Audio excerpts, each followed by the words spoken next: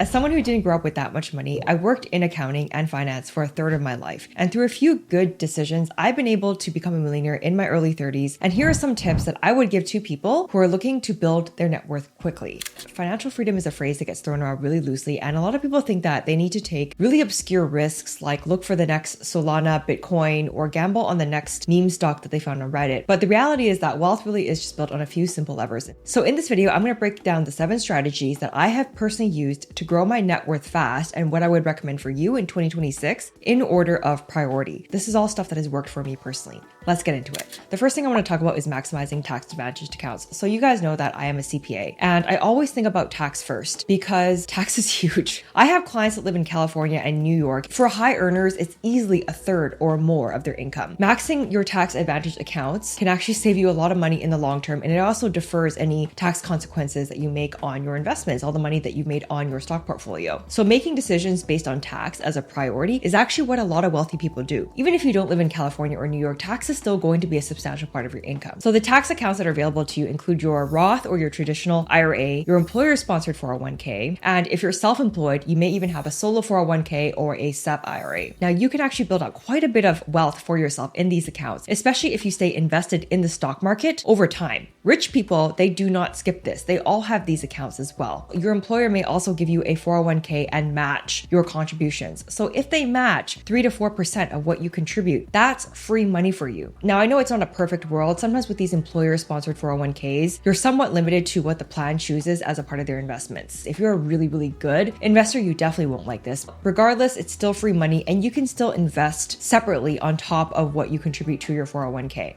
Now in 2026, the contribution limit is $23,000. I encourage you to max this out first because this will also give you immediate tax deductions as well. And then after you max this out, you can move to the Roth IRA, which is currently at an annual limit of $7,000, $8,000 if you're over 50. This Roth IRA is great. It grows completely tax-free. If you are eligible for an HSA, this is one of the most tax-efficient accounts that exist. You get a triple tax advantage. Let's say that you retire at 60 instead of 65, and there are some gap years between your retirement and when you can go on Medicare, then you can use those funds that you've contributed to your HSA tax-free to pay for any medical expenses as long as they're considered eligible. I started contributing to tax advantage accounts as soon as I started working full-time. So every year I maxed out personally my own 401k and my Roth IRA. The Canadian naming convention is RSP and TFSA, but it's the exact same thing. Those accounts both grew with the markets. Late last year, I was able to sell all of my stocks and I bought a house with all the money and gains that I had gotten from investments in these tax-free accounts. I didn't pay any tax on them. The stock market has gone up a lot over the past 10 years and it actually pays better than real estate as of right now. On average, the S&P 500 actually doubles every 7 years. If you were to, let's say, accumulate and save $500,000 and you put that only into an S&P 500 index fund, low cost, that should get you there in about 10 years and help you achieve that financial independence that you're trying to go for. So maxing tax advantage accounts is the best thing that a person can do when they're starting out with personal finances and they want to improve their financial situation. The second thing that I would recommend is increasing your income aggressively. So I did this all throughout my 20s. I strive to be a high earner. Really, when it comes to building your net worth and increasing your net worth quickly, there are 2 things that you can do. You can either increase your income or you can cut your costs. Costs can only go down so low. They can't even go down to 0 because you still need to live and you still need to eat. Income can almost increase infinitely. When you grew up in that immigrant mindset and you're conditioned to stretch every single dollar that you have, at one point you grow up and you realize that that's kind of a losing game because there's only so much that you can do. It's much better to spend that time focusing on making more money and finding a way to make more money that has a point of leverage beyond just hours and salary. One thing I also want to mention is that if you can think like a problem solver, there is insatiable demand for AI automation and AI implementation right now. A lot of companies are actually in desperate need for this, especially if it's niched to their business. So if you watch my past few videos, you've heard a lot about where capital is flowing right now. There's been an inflow in ETFs. Central banks are still buying gold. There's a lot of big money being moved into AI infrastructure, also energy as well. Smart money is absolutely repositioning itself this year. But the thing is that all of this macro stuff and all of this broader market stuff doesn't really mean anything to you if your own money is just sitting in a traditional checking account or traditional bank account earning basically $0. And something that I did recently was I actually switched my own cash and I put it into a high yield savings account myself because my old checking account was paying me almost nothing. So as the age-old saying goes, inflation is eating away at your money every single day. So that's why I am personally partnering with CIT Bank on this video today. They have a platinum savings account that's earning 4.1% interest right now with their boost promotion. That is 10 times currently the national savings account average. And all you need to get started is a $5,000 balance in that account. I have personally gone in and explored the interface myself. What I like about it is that it's an online bank. There are no monthly fees, no maintenance fees, no account opening fees. So that's one of the advantages of online banking. They have lower overhead, which means that they can actually pass on better rates to you as a consumer and a customer. Your money still compounds daily, which means that your savings are actually working for you while you're sleeping. We've spent the last couple of videos here talking about how central banks are rethinking where they store their money and their reserves. So that's a good question for you to ask yourself as well on a personal level. If you have an emergency fund, if you have some cash laying around, the money that gets deposited into your checking account after you get paid, where does that cash sit and does it actually work for you? So if you want to check out CIT Bank, I will drop the link down below. Make sure you use the promo code CIT Boost to lock in that additional boosted rate for 6 months. It is an FDIC insured bank. It doesn't take that much to open and it's going to make you feel a lot better knowing that your savings are not losing value due to inflation. So we've talked about making more money, saving more money, and now we got to talk about investing the difference. So when it comes to investing, a lot of people ask me, Alice, what exactly do I invest in? Should I do ETFs? Should I do stocks? How much should I allocate to this versus another? Your investing strategy really depends on you as a person. No financial advisor would just give you a cookie cutter strategy. It depends on your risk tolerance. It depends on your timeline. This advice may not apply to everyone, but if you want to do big things in your life, make big money, go take big risks, then the earlier you start, the better. And that's just the way it is. I see this as a CPA a lot. Like once people have a boatload of responsibilities, they just no longer have that stomach or that courage to take the leap of faith anymore. Otherwise, if you're in your 20s or your 30s and you want to put money into the stock market, then my recommendation would be to go aggressive. In a person's lifetime, adult life, they will usually go through 5 to 7 market corrections. If you're building a starter portfolio yourself, I would highly recommend that you put 90 to 100% of your money in stocks, heavily weighted towards the S&P. The S&P 500 has averaged about 10% annually over the long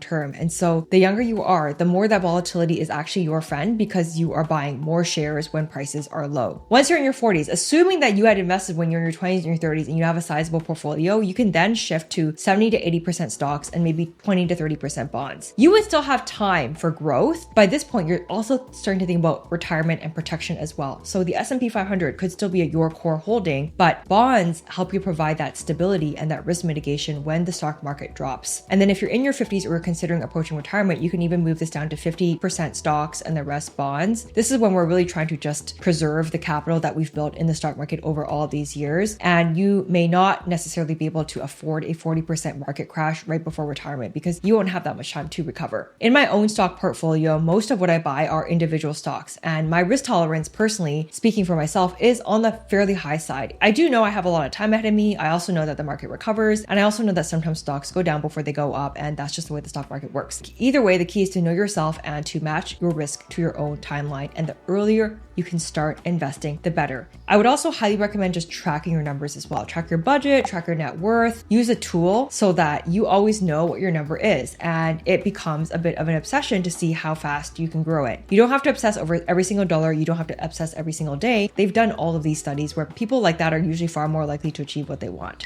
I would also recommend you download my free personal finance tool, which I'll leave down below, by the way, if you're looking for a quick and easy way to start tracking your money. Now, what about dollar cost averaging? DCA is like a very, very popular term that people bring up all the time. Warren Buffett holds a lot of cash. And the reason why he does this is because he personally knows that timing the market and getting into stocks at a good valuation is the key to turning his billions into trillions. His strategy is to buy companies that are attractive very, very, very pricey in terms of the valuation of their cash flows. Usually this means that the company is distressed and is trading out of market favor. Value investors, if you do it properly, you have to be willing to hold losing positions for a while the companies recover and get back into the market favor. Dollar cost averaging, on the other hand, is supposed to be a technique that basically helps people not get emotional from investing. And DCA is great because it's almost like a discipline. It's kind of like training yourself to go to the gym every single day. When people have too much cash on hand, not everyone, but some people, they don't really have the discipline to just keep it there and they might just go spend it all. So if that tends to be your habits around money and cash,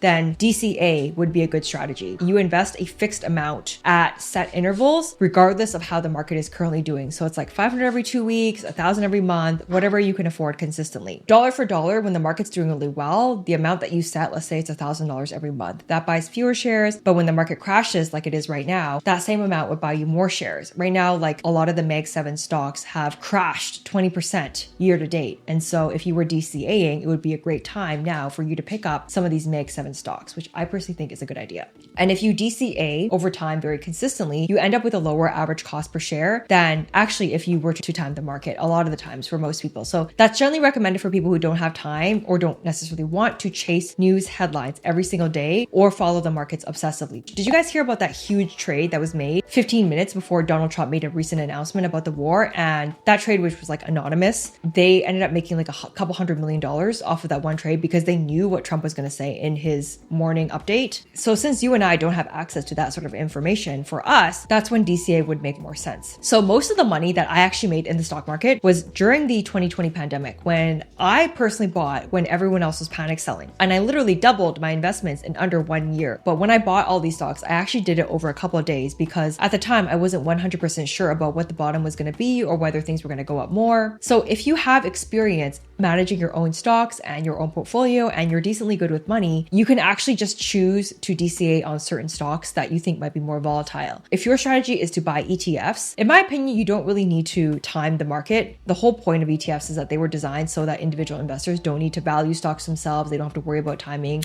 Next thing I want to talk about is building multiple income streams. So one income source is extremely risky. So if you are just relying on your W-2 salary, which is your foundation, but how much more can you make, right? Unless you have a very lucrative career that actually has the potential to make $1 million a year, which is like private equity, B2B sales, law, but not even all forms of law, not the billable hour type of law, it's the contingent fee type of lawyers. I personally think it's better off just going down the business route. So for myself, I currently do CPA work, which today is mostly AI CFO consulting because a lot of companies these days, it's just very in demand and they don't really have the bandwidth to implement AI full time because they're full time working on their business. I also do financial advisory and wealth management as well. I work with high earners and high net worth individuals to help them make decisions on capital allocation, investing, budgeting, money management, all of the above. For me, if any one of my income streams were to die off tomorrow, I might not be able to scale to my 7-figure business as quickly as I want to, but I would still be okay. I see a lot of people talking about passive income online, and I'm not against passive income. You see, there are a lot of very, very wealthy people that do literally make enough money, interest and dividends off of their investments to actually live off of and for it to be a substantial form of income to them. Unless you have a couple $1 million